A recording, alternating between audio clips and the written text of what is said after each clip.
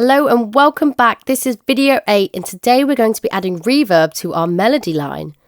Go ahead and drop your cursor at the start of the melody line. This will be at the end of bar 8. I'm going to loop it so it's easier to listen to, and I'm also going to solo the track so the only thing that I hear will be the melody. You're going to go to the bottom left corner and click on Effects. Here we can add in all of our effects, and on the left hand side there are also some presets that BandLab has that you can choose from. I'm going to show you first how to add your own, so click on Add Effect and you've got a list down the left hand side. We want to add some reverb, so the one we're going to use is Studio Reverb. Let's have a listen.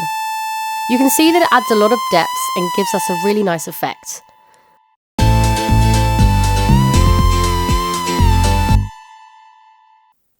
The size changes the size of the room. I'm going to keep the mix quite high as it gives a nice sense of space. You can add more effects on top of each other. I'm going to add another effect now, and we're going to add an echo, which we'll be using when we use automation later on in the course. Go ahead and find Filter Echo. And you can see here it creates an echoing effect. The echo is different to reverb. I'm going to go ahead and take this off for now, and we will save the reverb as a preset, because then you can add it to other tracks if you like the sound of it.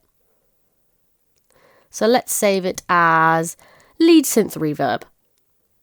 Click on the save icon. Let's have a listen to what it sounds like in the mix.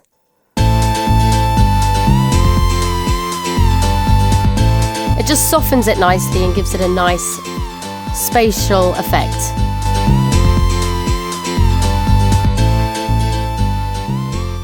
Make sure to save your work, and I will see you in the next video.